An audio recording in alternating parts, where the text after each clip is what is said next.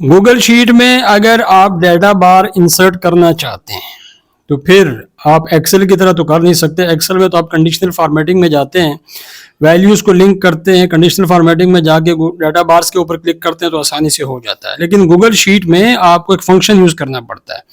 Function का नाम है स्पार्क लाइन और यहाँ पे आपको बताना पड़ता है कि ये इस सेल के अंदर हमारा डाटा है। फिर आप एक अरे क्रिएट करते हैं, वहां पे आप ये बता देते हैं कि चार्ट का टाइप क्या होना चाहिए। तो हमारा चूंकि यहाँ पे बार होगा तो हमने बता दिया डबल कोटेशन मार्क के अंदर के ये बार है।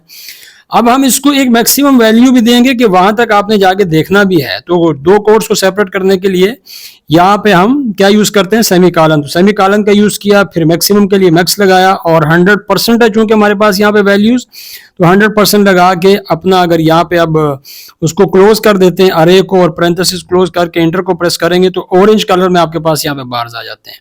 लेकिन अगर हम ये चाहते हैं कि कलर भी हमारी मर्जी का हो तो एक कोड और लिखेंगे, डबल कोटेशन मार्क में कलर 1 लिखेंगे, फिर यहाँ पे कामा लगाएंगे और डबल कोटेशन मार्क में ग्रीन लिख लेंगे, इंटर को प्रेस करेंगे, नीचे की तरफ ड्रैग करेंगे तो आप देखेंगे आपके पास जो कलर्स हैं डाटा बार्स के वो अब ग्रीन में हो चुके हैं।